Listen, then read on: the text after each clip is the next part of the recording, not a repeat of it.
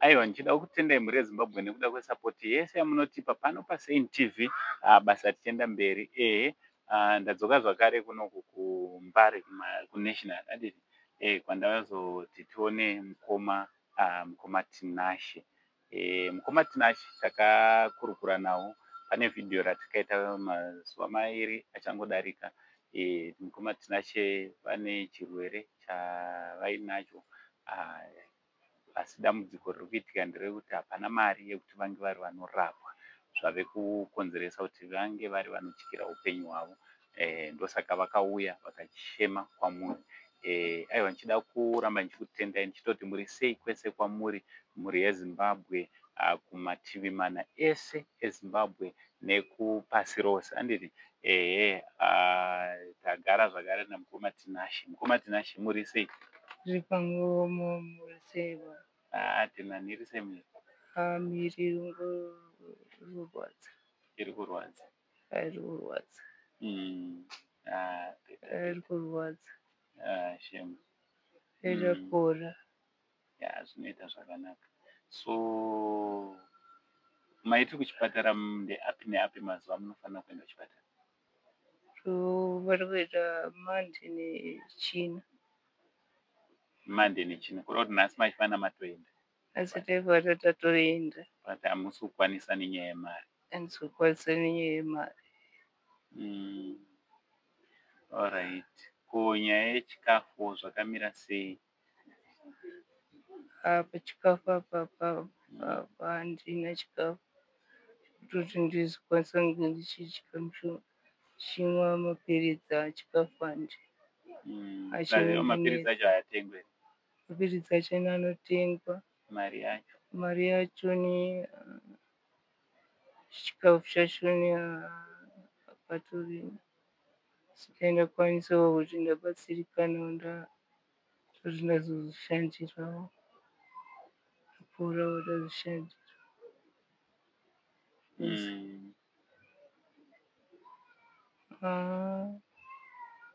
Ndiri kurwadziwa.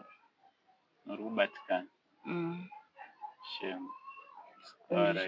Kondisheni yangu inotooneka kunzi ndadya here, ndanwa mapiritsi here, ndoita sevazi ndega ndega. Ndotogona kukanganwa kuti ndanwa mapiritsi here acho anenge ndawanirwa acho netushoma tutoto. Ndotogona kukanganwa kuti ndamamwa here nenyaya yekuti urwere hwacho hwakurisa. Nguva kutovhiringika. Mane makore mangani mune kondisheni? Ndingati topinda mu5 years because ndakatanga kuzvimba musi wa26 March 2021. Ndopandakatanga kuzvimba dumbu irori tichishaya appetite. So from 26 March 2021 mukoma Tinashe vakazvimba dumbu sezvozvo. Ndo upenyu hwavari kurarama. So kuuya kwamuri kuuya kuzochema, kunzwisisa kuti mwana asingachema anofira mubereko, ndichemewo pamwe vanhu vangandinzwe. So isu zvataita, pana mukoma vakatipa mari, vakatipa tikabva tati regai tibve tatouya post kunadzonzwisisa kuti kondisheni yakamira sei. Pane munhu wana angotipa mari $100 yatati tiuye kuzosvitsai. Mubatsirikawo zvichidaro. Mungadawo kuti kudii kune vachabatsirana nemi, vachakurangariraiwo nevachakupaiwo zvavachakupaiwo?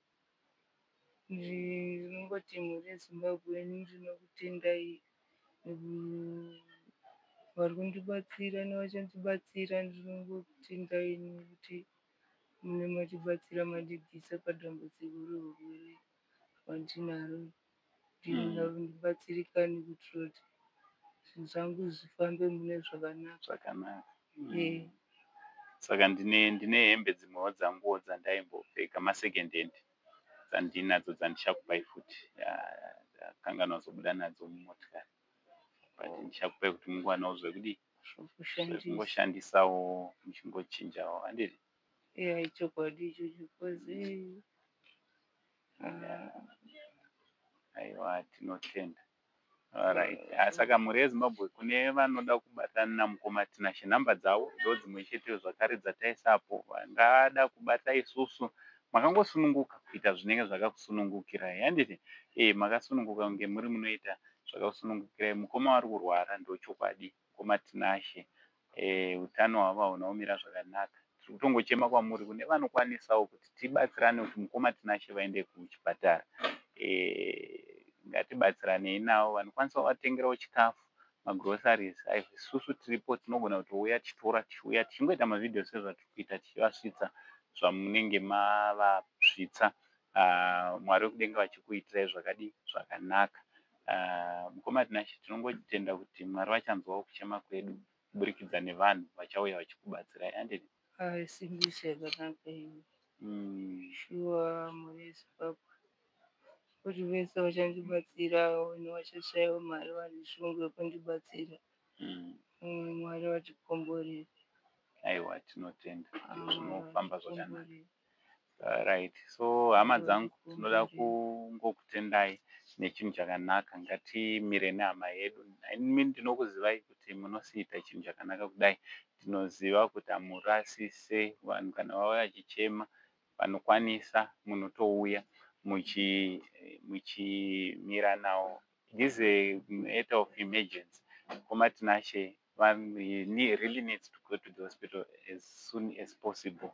So yes, I would appreciate people saying God bless you, people saying it is well, be healed in Jesus' name. But I appreciate more those who come forward and do something for him. Because pakesi vari apa pari kudiwa kuenda kuchipatara. God bless you inoshanda, but apa pane case yekuti he really needs to go to the hospital. Vanoongororwa, vanoitwa matest. So pari kudiwa mari, pari kudiwa maresources ekuti vange vari vanobatsirika, pari kudiwa chikafu. God bless you. Tinonyora but haigutise munhu.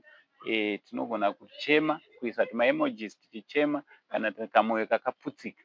But pakesi yakadai pari kudiwa kuti tinge tinoita something. Hauzofari here kana upenyu hwavo ukadzokera to normal, vakarapwa vakapora, mukazoona vasimba, newo unotofara ukaita chinhu chakanaka. So let's share this video kuitira kuti kune vanhu vanokwanisa kunge vari vanobatsira, kushare futi kunenge watobatsirawo zvakanyanya, kufollowa zvakare this page unenge watoita chinhu chakadi chakanaka. If you are watching us from YouTube, share with your relatives and friends kuitira kuti shoko ringe rinosvika kure, tikasike tabatsirana namukoma Tinashe. Aiwa, from Uncle Saint David Kuna, mukoma Tinashe, for now it's much love and God bless.